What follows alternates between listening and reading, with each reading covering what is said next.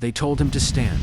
But what happened next silenced the entire courtroom. Raymond Tucker, a disabled black veteran and decorated Vietnam War hero, rolled into the courtroom, expecting punishment, shame, and maybe even jail time. But what he got instead brought the entire room to tears. Like and subscribe, because this story is going to stay in your heart for a long time. Raymond wasn't there for anything violent or criminal. He was facing charges from a simple misunderstanding and argument.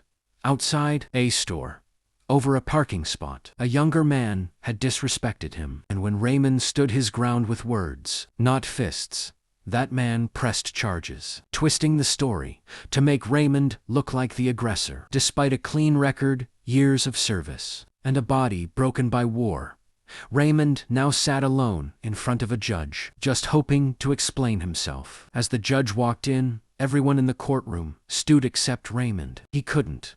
His legs hadn't worked right since Vietnam. A bailiff, unaware of his condition, sternly said, "Sir, you need to stand." When the judge enters, the room got tense. Raymond, calm but proud, replied, "I would if I could." At that moment, the judge looked up from his bench, saw Raymond, and everything changed. He raised his hand and said, "Mr. Tucker, I didn't ask you to stand physically. I asked everyone to rise, out of respect for you." Gasps echoed through the room. People started turning, whispering. But the judge wasn't done. He stepped down from his bench, walked slowly across the courtroom floor, and stopped right in front of Raymond's wheelchair. Then he saluted him. It wasn't a casual gesture, was a military salute.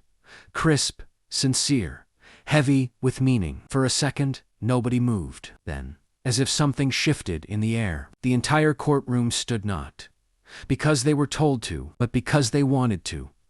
Lawyers, officers, clerks, even people sitting in the back row, they stood and clapped, not for a man in trouble, but for a man who had sacrificed everything. Some even wiped away tears. The judge looked around and said, "This man bled for this country, and this courtroom will not treat him like a criminal for defending his dignity." Then came the biggest shock of all. The judge dismissed the case entirely. He called it a waste of judicial time and a disrespect to a national hero. Raymond sat stunned, eyes watering, his hands trembling. What was supposed to be a sentencing turned into a ceremony. From that courtroom, for one beautiful moment, became a place of justice, not just law. This is Union Show.